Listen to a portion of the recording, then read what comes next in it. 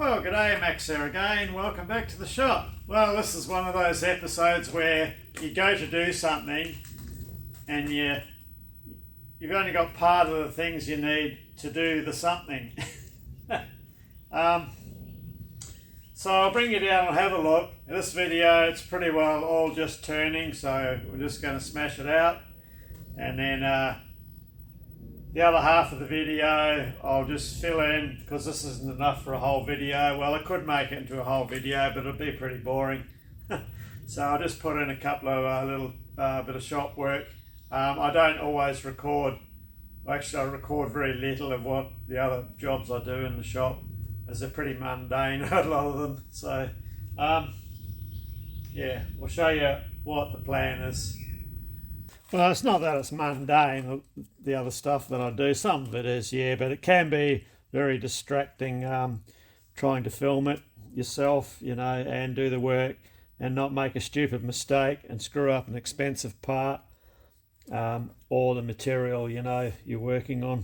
It's very easy to do with the added distraction of a camera. So what we're up to, this is the part, we have these two 4140 rods. Now, these are for the Casto Power Hacksaw, and they require a couple of 20mm threads put on the end of them. So I thought, I was just going to screw cut them in the lathe. It's just 4 20mm threads. That's nothing. And then I thought, well, this set, if I've got a set of dies for the one of the Coventry die heads, and this is my middle size one. So I have a set of dies, but I don't have a holder like this, a 4 Morse taper holder. I have one for the larger die head, and that goes in like that.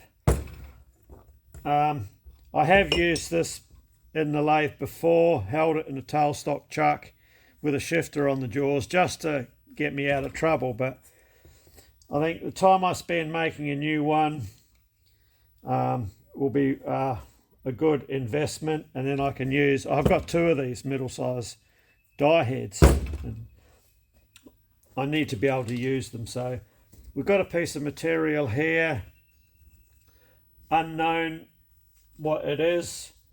It used to be a soft pin out of an excavator bucket, a quick hitch style bucket, the same as the ones that I make here. In fact, the ones that I make here are replacements for this one here, one of the ones. So anyway, so we'll get this in the lathe and we'll get something like that out of that. So the issue here is, straight up, I absolutely detest putting material like this in my 3-jaw chuck, and I don't really feel like swapping it to the 4-jaw today. So we'll put in some aluminium soft jaws just to protect the chuck, and we'll turn a parallel piece, something to hang on to, and then we'll be away.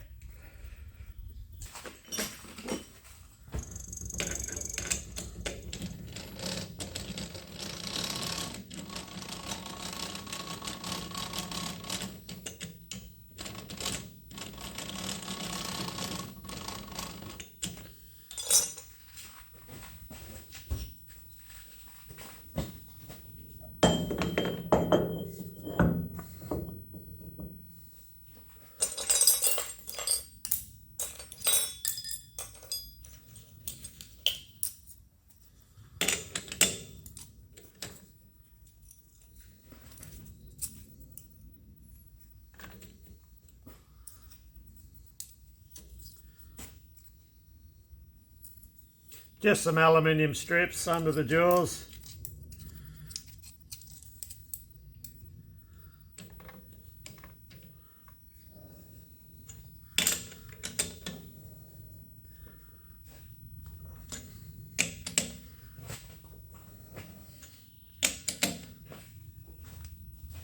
Plus my 4-jaw, I've got to do a grind job on it.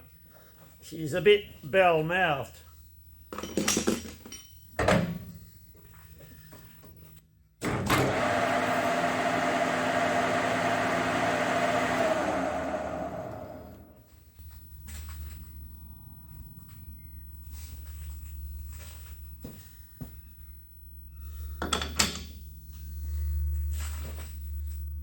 think I might swap that insert over. That is a finishing insert, which we don't want in here at the moment.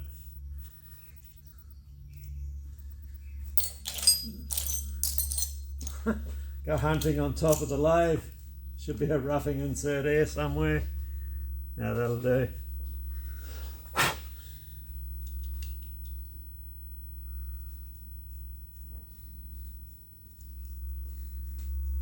Yeah, it's a 08 radius on the nose, and the other one was an 04. See if we can get away without a centre.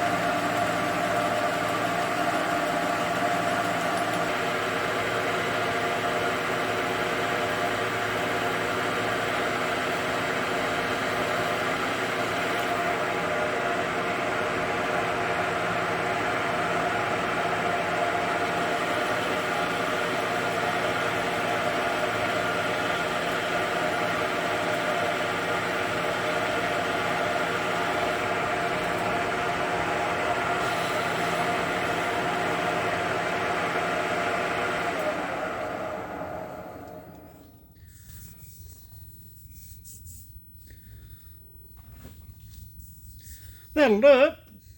I don't know what material this is. Might be 1030 or 1040 mild steel. Maybe 10, oh, who knows. I don't think it's 1045. Could be. Yeah. Oh well. Okay, let's get this swapped over and start roughing it out.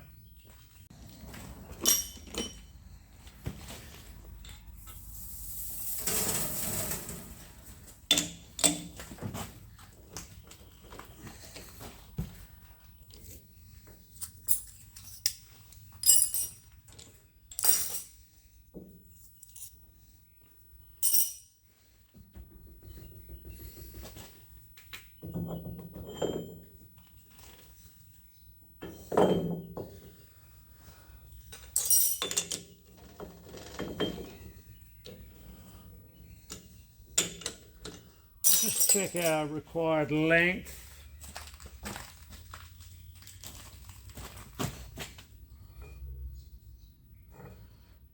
Yeah, I think that'll just poke it out a tad more.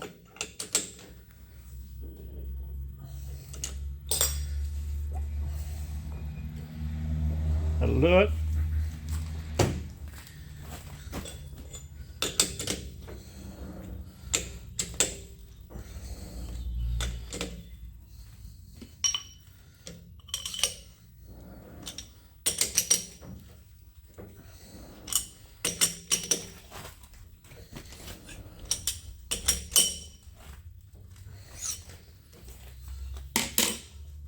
Very short handle.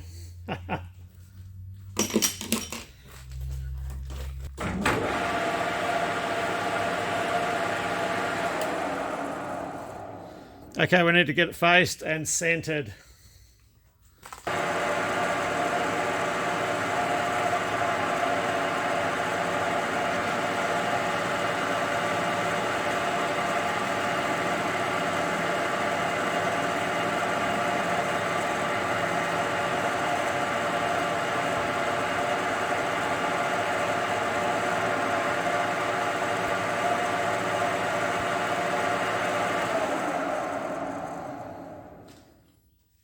Right, let's see how this centre drill goes. I gave it a bit of a hand job the other day.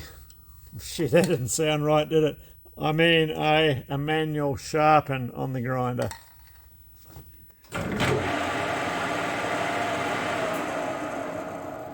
Let's bring our revs up a bit, up to 500.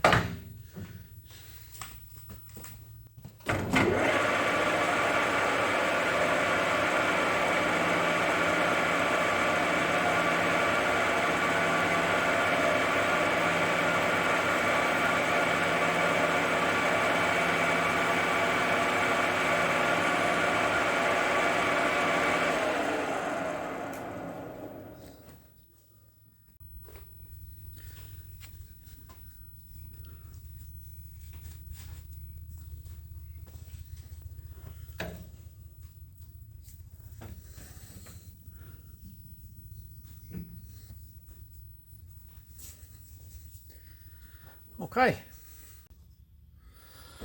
Oh, run out of travel. I just adjust this tail stock back a bit.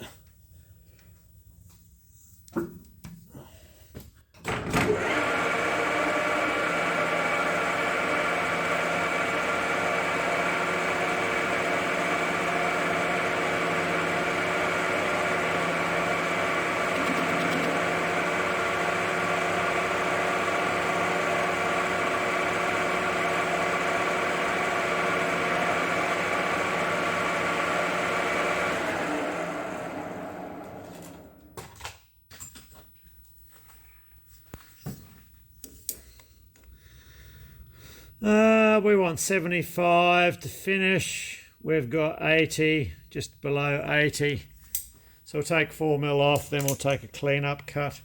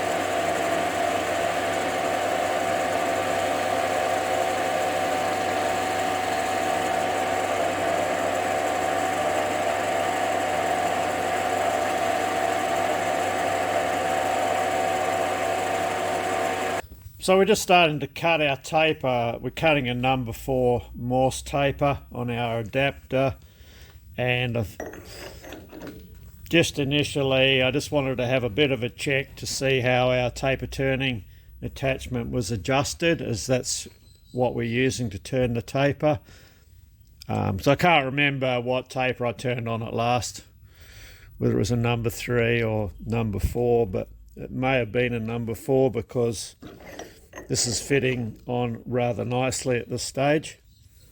The taper turning attachments are a problematic attachment generally, because there's so many moving parts in them, you know. Let's take you around the back.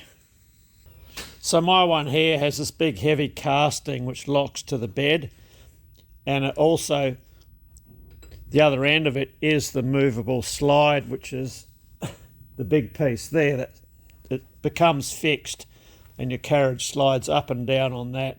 And determining, well, depends what angle you've got that set at, determines the taper you've got to cut. So the problem I have with mine is because it all locks that together, I have a bit of wear on my lathe bed and you know, in the carriage.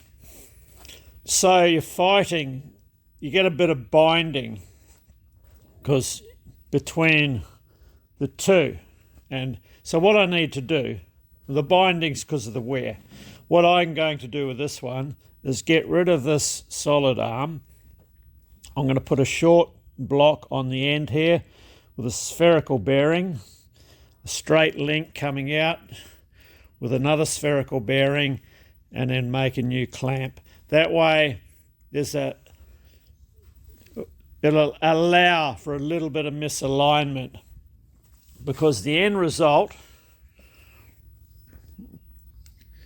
it binds up your carriage hand wheel, and it will, if you're taking a light cut, it will affect your cut quality. So if I take anything smaller than a 0.2 millimeter cut, that's 0.2 millimeters in feed, which is 0.4 millimeters off the diameter, I get a really Humpty Dumpty finish. And it's all because of the extra loading of that length. It loads up the carriage in a weird way, and yeah, it's not good. But I find, yeah, if I take a 0.2 cut in feed, it's quite reasonable, it's acceptable. Taper turning attachments, well, I believe the guys with the older Monarch lathes in America, with the ball bearing ones, they think, well, they say those are really nice, really good ones.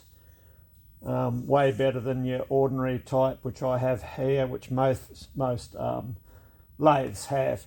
But at the end of the day, you've got to learn the idiosyncrasies of the taper attachment and get used to it to be able to use it successfully. And there are quite a few. I know on mine, with most taper attachments, you've got to start your cut way back, and that allows all the slop to get taken up. Even though mine's adjusted quite firmly and I don't have slop in it, you still have play. So if I've just done a cut, I withdraw my tool, bring the cut back, then I have to I'll grab this by hand, the whole tool post, I'll give it a good yank towards me. That. Then I can put my new cut on.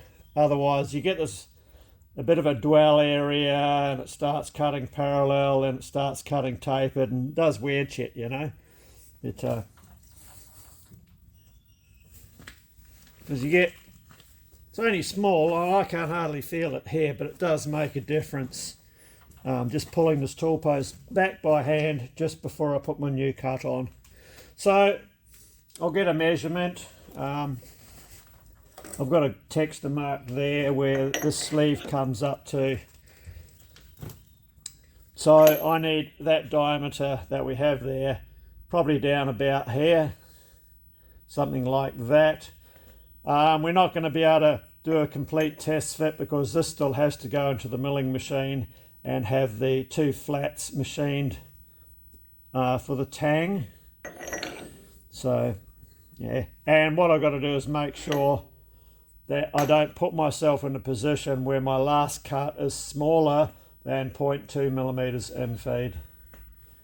So let's carry on and see how we go.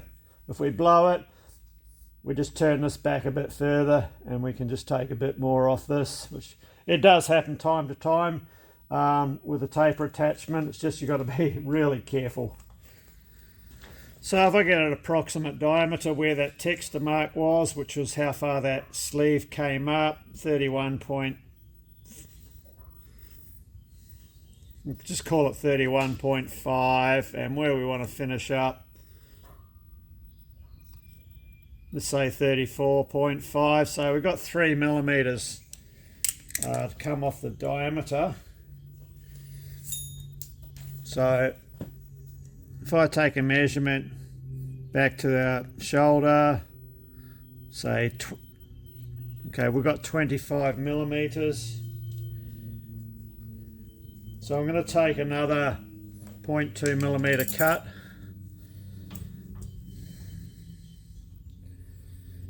Should be right there. And we'll see. What I wanted it to know is for each 0.2 millimeters, how far along that dimension, that diameter there, is actually traveling.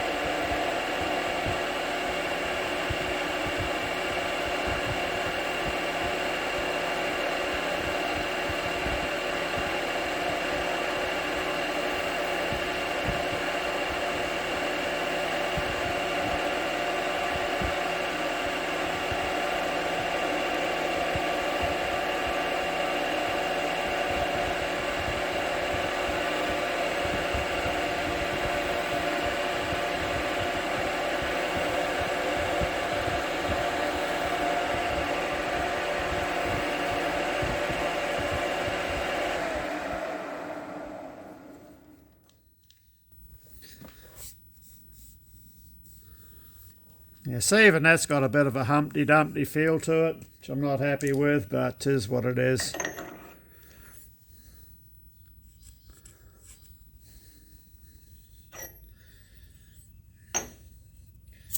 So we were 25.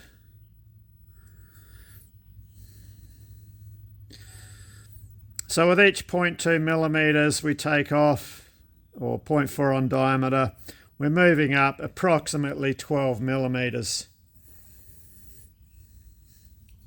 So we'll take a couple more.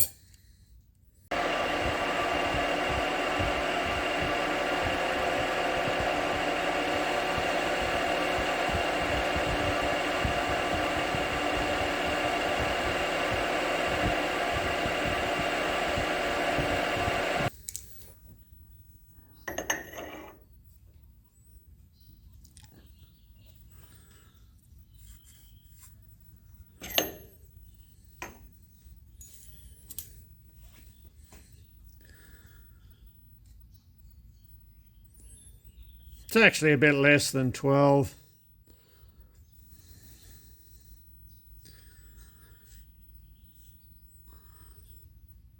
So we should, yeah, we'll probably have another 4 or 5 cuts, I think.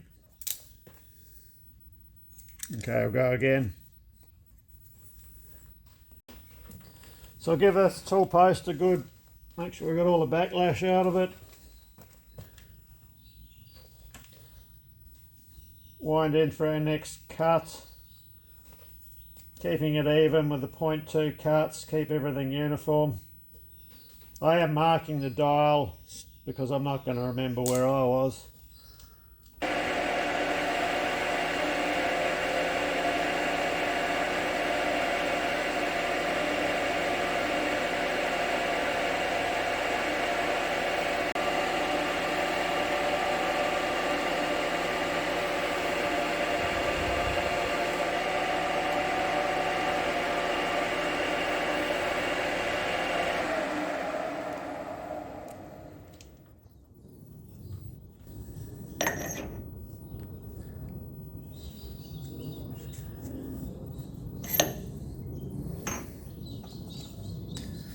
So we're expecting 55-ish.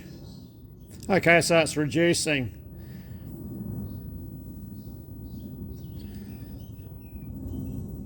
Probably 4 cuts will be there. Okay, I'll bring you back after the next couple. Okay, so I've just put another marker where our sleeve is coming up to. So I think it was 73. Oh no, we're 80. We're 80 millimeters from the edge. We am getting a bit of variation. We started off at 12 mil and it's slowly sort of reducing the length. So I'm still taking an average, if I work on 10 millimeters increase in the distance that the sleeve travels up per 0.2 millimeters of infeed. I'm staying in a safe place there. So we've got 20 millimeters to go before we're at the location I want my taper to finish, or the sleeve to finish. And looking at the slot here, you know, we've got about 20 millimeters before the approximate position I want the, you know, we need the flat of the tang up in this zone here. So looking down, we can see the end of our taper is right there. So we're not far off the start of our slot. So I think, yeah, another 2 cuts is going to put us in a good position.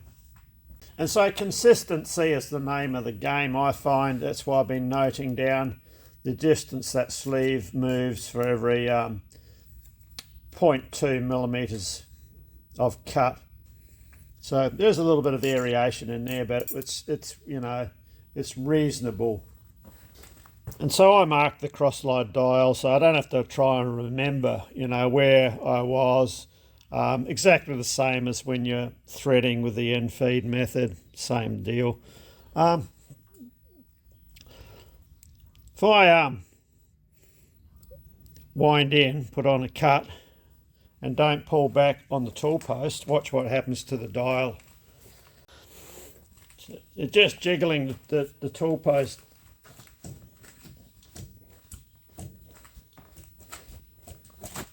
You can't get it to move, that's why you need to put your cut on. Well, so give it a good thump back before you put your cut on. See it moving? And so all that slop's taken up. Then you can put your new cut on, mark it.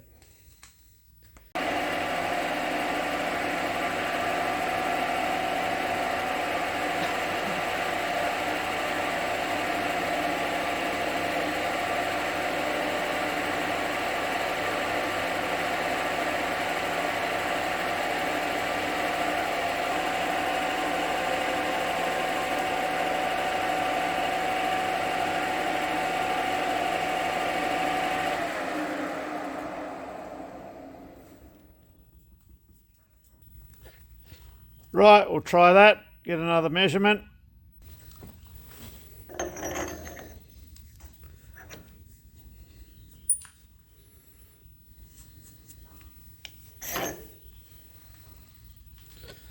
One to go, I think.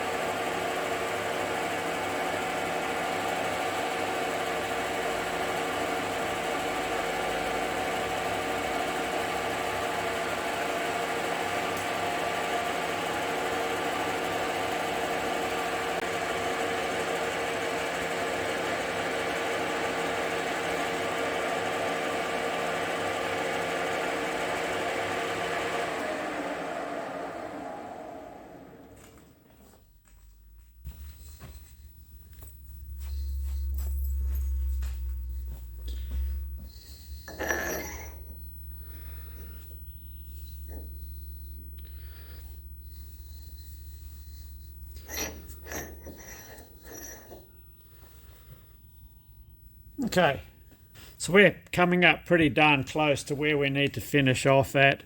You can see the end of the taper there.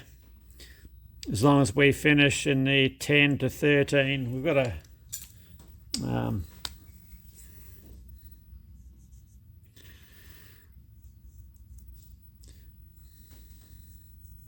as long as we finish our tang in this area here, so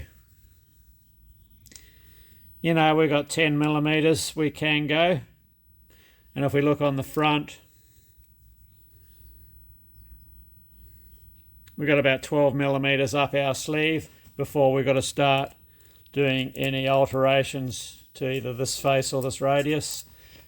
I'd rather err on taking the chance of one more cut, even though the tape is not seated because we're bottomed out here. There isn't that much play up here. You know, we've got play because we're bottomed out down here. So I think I'd rather have a really good tang engagement in this, being as there's a lot of torque on this in the die head. So I'm going to go one more cut. That will increase we'll get full tang engagement. And if we slightly run out of room here, it's not a big deal, just to relieve this face back a little bit more. So we'll do that.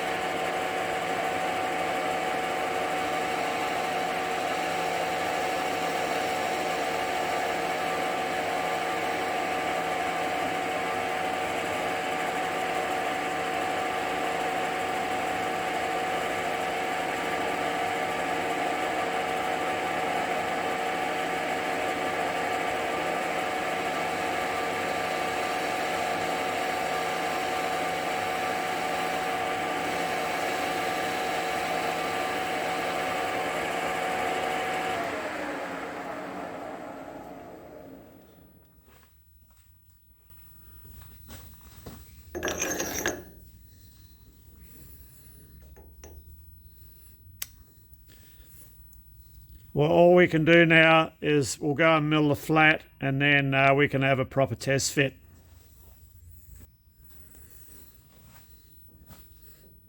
I think we're going to be in a good spot here. Okay, let's head over to the Bridgeport. But there's no point with all this extra length, so I'll just detour via the bandsaw first and just chop it off.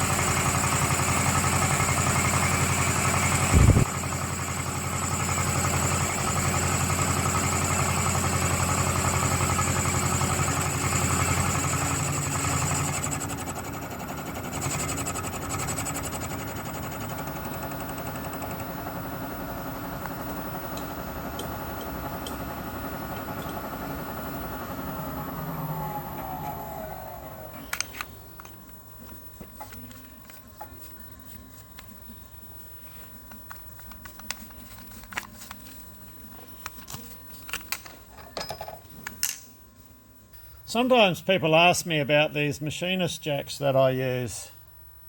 These were a gift several years ago by some other YouTubers who made them up for me. They've done a really nice job of them. These are the guys that made it. And also there's another name that should be on here, is another Australian channel, Aaron Engineering. And Aaron had a bit to do with it as well, and he took care of the engraving.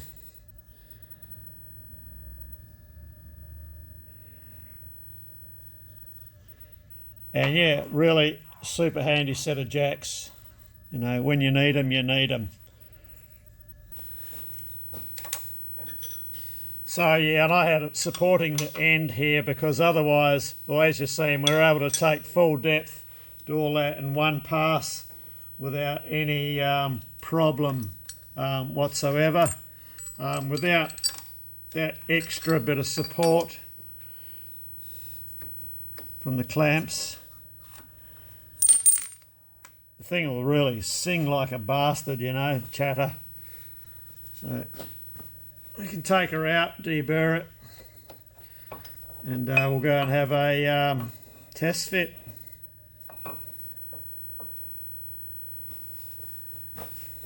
So it somewhat resembles a real one. There is actually supposed to be a taper. That's actually not supposed to be a flat face. You see how that one's slightly tapered up to the centre, but that's neither here nor there. I usually don't worry about it. I think it's just to stop any mushrooming from the ejector pin, you know, or the ejector tool when you knock them out. No, we might put a bit on, we'll see. Yeah, so we'll get this deburred and then we'll start fitting the taper. Okay, so we're all deburred. We just haven't touched this. This is as turned. What we're interested in is our distance. So we're good there. We have good engagement. So we're engaged over a good area, and that little pocket there, there's a little bit left to spare if required. And perfect amount of space left over up the top. So that's grabbed. So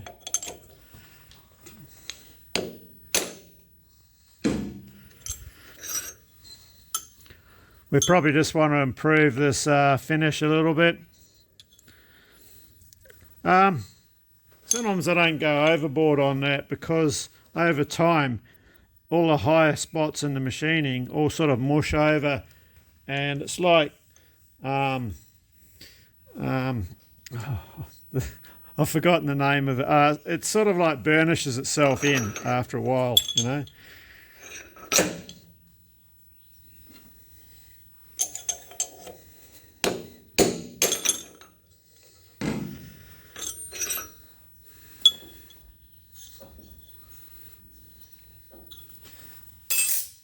So I think I'm not going to really mess too much with it now.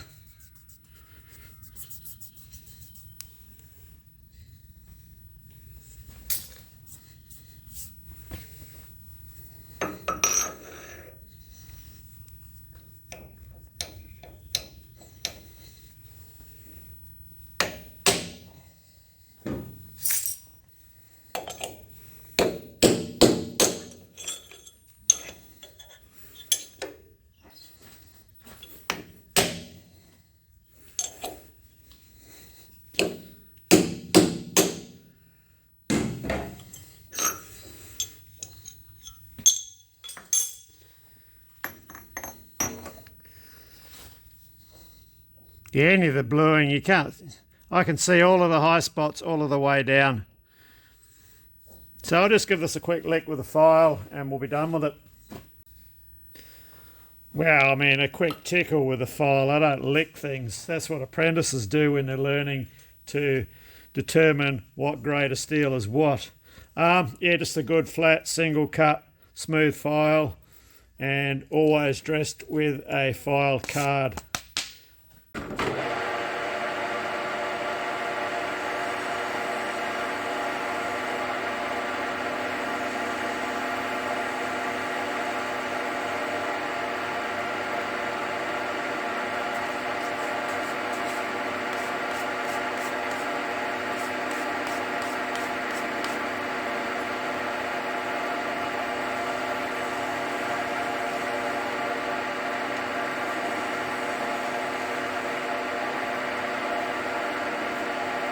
So using some fine single cut files and this super smooth one here in conjunction with the file card, keep things clean. We managed to get an average fit on our, well, we're using, all we got to use for a master is these drill sleeves and adapters, and they all fit slightly different. This one here was the one I was using for most of it. This fits beautiful, but then I had to balance it out because this one here fits slightly different, as does my tailstock quill. But we've got a good average across the board where we're contacting, so it is what it is. Any high spots will soon ride up with wear. Any resemblance between the number 4 Morse taper inside these generic drill sleeves and adapters compared to like a master number 4 is purely coincidental. So everything's made to a tolerance. So that's why I'm picking up differences, you know, using the 2 sleeves. So it's just averaging it all out. So yeah, okay, so that's this end of it done. So what I'll do, I'll bring you back. I'll get this drilled and bored out, and I'll probably bring you back for the last part where we bore the hole to size. We're holding our part in a drill sleeve, and I've had an indicator on it, and we are within the range of some form of concentricity, being less than 1/1000th of an inch.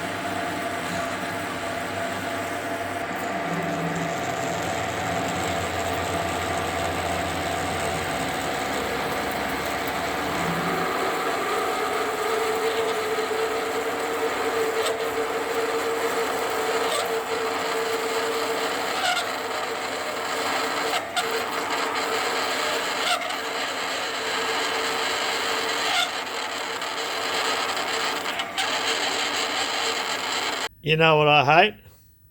Give you one guess. It's when you've just drilled a hole using the flood coolant and you've forgotten to put the rubber cover back over the taper attachment. So now you've got to spend all this time cleaning the coolant out of the taper attachment. But you get that. That's better. Though they are a pain in the ass attachment, and every now and then they come in handy. Yeah, normally I have this rubber cover over it, and it keeps 90% of the garbage out of it. All right.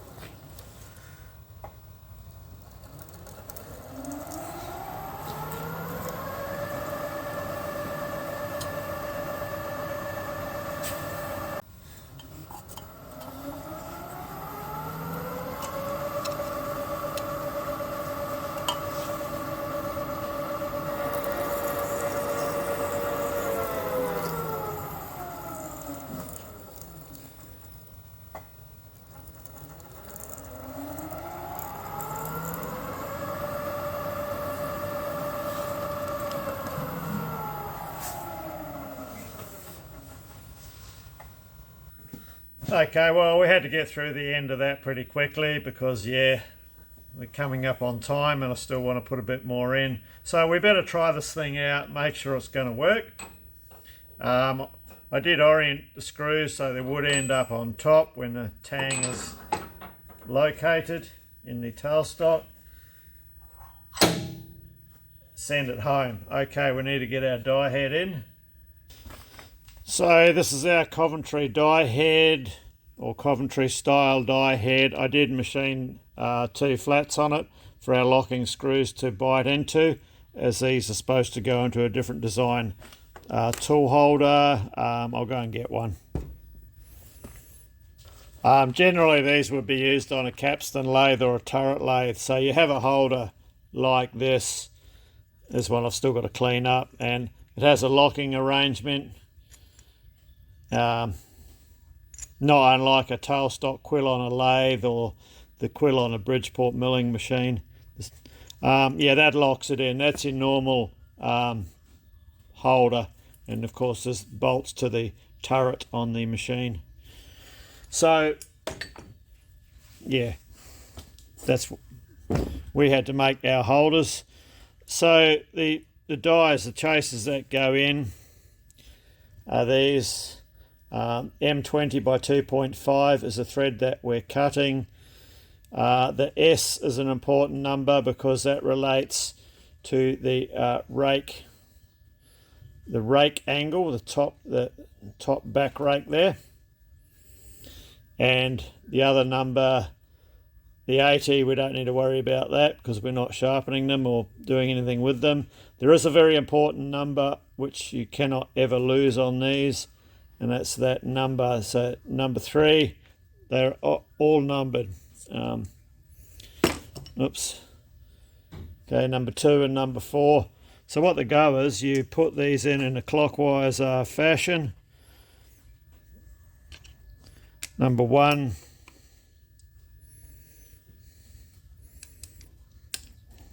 Number 3.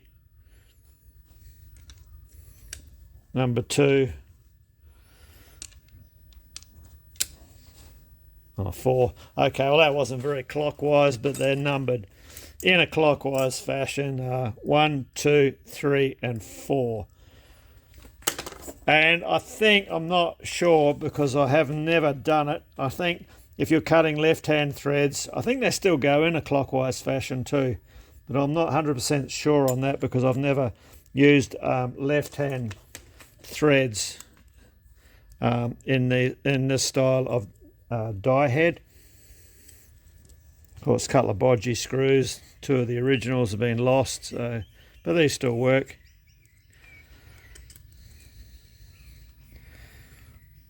And these just lightly nipped into place. Okay, we'll get this in our new holder. Just one thing, when I mentioned the S symbol for the rake, there is another rake. There are other rakes available.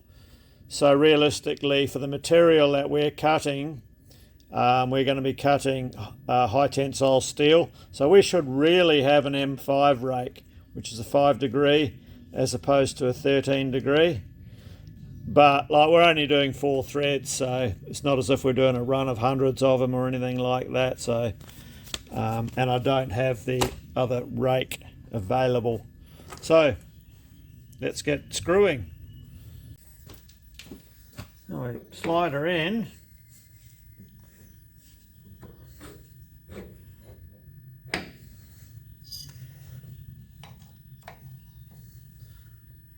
Do up our locking screws, which contact on those little flats that we milled. And I generally put give them a bit of welly. So to use these, you cock it, you're in your screwing position. You'll see this will withdraw and uncock itself when you're at the end of the thread.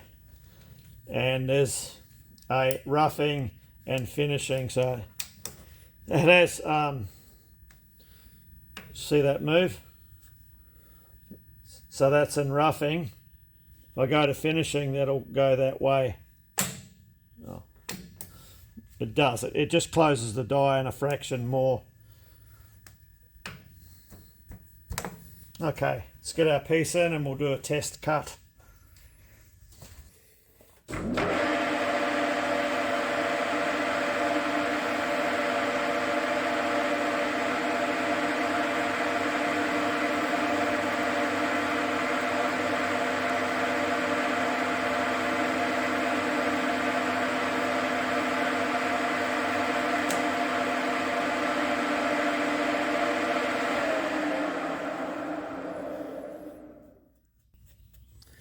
Okay, that's the roughing stage done. So you can see it hasn't cut the thread to full depth. It's pretty raggy, so we'll go to finishing.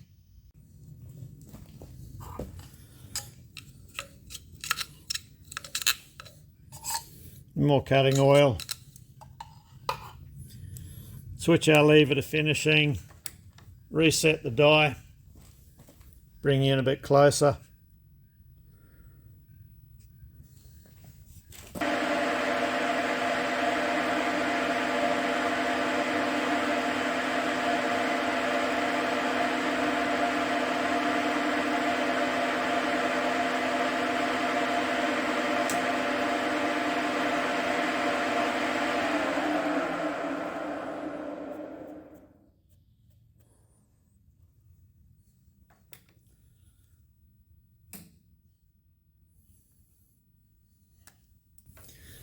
Okay, looking at that, I've got to adjust the die in a bit.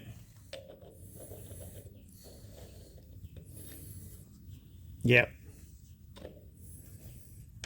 So this little scale here, we'll just wind this knob in a bit and you'll see that rotate around. Something like that. We'll try that.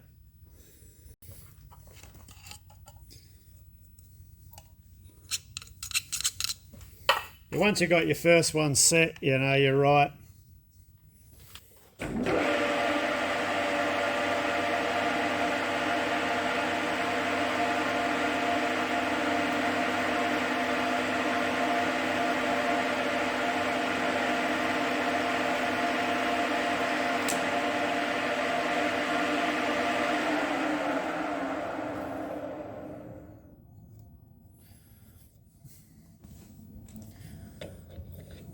Might have to go a fraction more. Yeah, I've got to go a bit more. So I've just wound those dies in a fraction more.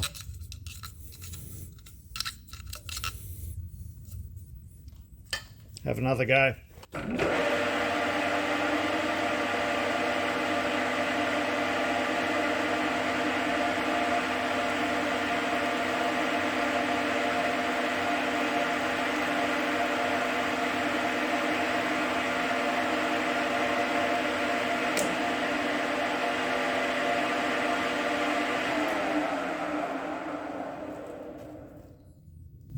That's looking better.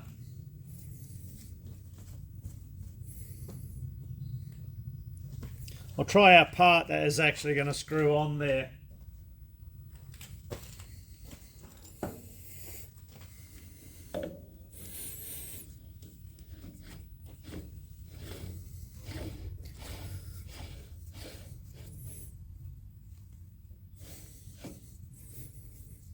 Okay, we're there. So yeah, it normally takes a couple of adjustments to get the thread the size that you want.